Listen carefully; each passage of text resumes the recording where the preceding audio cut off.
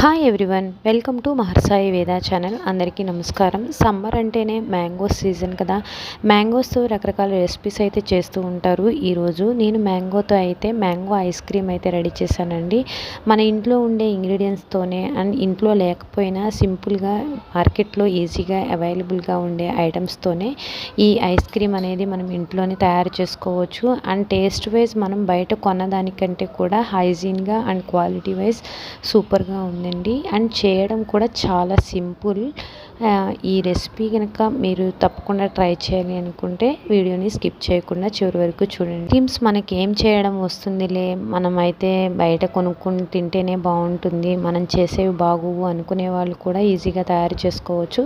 దీనికోసం కావాల్సినవి 2 medium size mangoes అయితే తీసుకున్నానండి. నేనైతే 2 మ్యాంగోస్ అయితే ఐస్ క్రీమ్ రెడీ చేసుకుంటున్నాను. మాకు ఇప్పుడే మార్కెట్లో అయితే అవైలబుల్గా ఉంటున్నాయి. ఇప్పుడిప్పుడే వస్తున్న మామిడికాయలు ఇవి వచ్చేసి బంగినపల్లి అంటారు కదా, ఆ మామిడికాయలు తీసుకున్నాను. ఇవి బాగా పండినవి అయితే తీసుకోవాలి.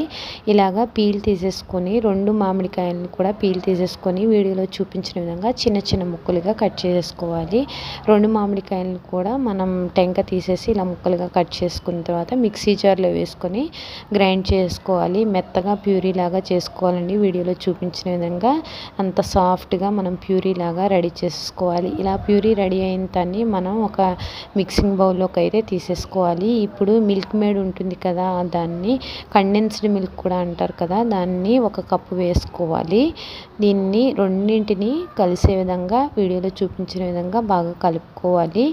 నేను కొంచెం లెంత్ ఎక్కువ అవుతుందని చెప్పి స్పీడప్ చేశానండి. మీరు ఈజీగా ఈ రెండింటిని కలిసే విధంగా కలిపేసుకున్న తర్వాత మనకి ఫ్రెష్ క్రీమ్ అవైలబుల్గా మార్కెట్స్లో ఉంటుంది కదా, దాన్ని తీసుకున్నాను. ఫుల్గా ఒక ప్యాకెట్ అయితే వేసేసానండి. నేను 200 ml వరకు ఉంది.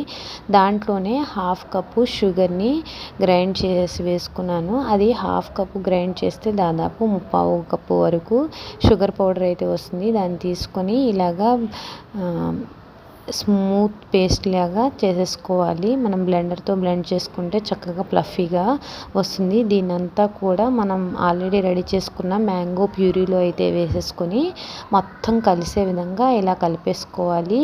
మనకి ఇలాగా క్రీము అండ్ మ్యాంగో పల్పు అదంతా కూడా కలిసే విధంగా కలుపుకోవాలి. ఎంత స్మూతీ క్రీమ్ లాగా రెడీ అయిందో చూడండి. దీన్ని వచ్చేసి మనం ఇప్పుడు ఒక డబ్బాలోకి అయితే ట్రాన్స్ఫర్ చేసుకున్నాము. మీకు ఏది అవైలబుల్గా ఉంటే ఆ డబ్బాలోకి అయితే ట్రాన్స్ఫర్ చేసుకోవచ్చు.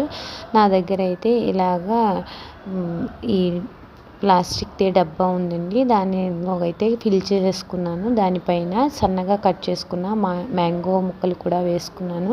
మనం ఐస్ క్రీమ్ తినేటప్పుడు ఇవి ముక్కలు తగులుతూ టేస్టీగా ఉంటాయి.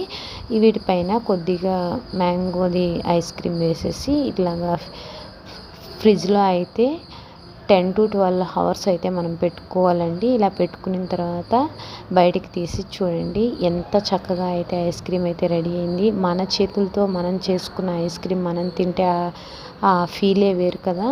పిల్లలకు కూడా బాగా ఇష్టంగా తిన్నారు. ఈ రెసిపీ మీకు నచ్చితే మీరు కూడా ట్రై చేసి ఎలా కుదిరిందో కామెంట్ బాక్స్లో మెన్షన్ చేయండి. Thanks for watching.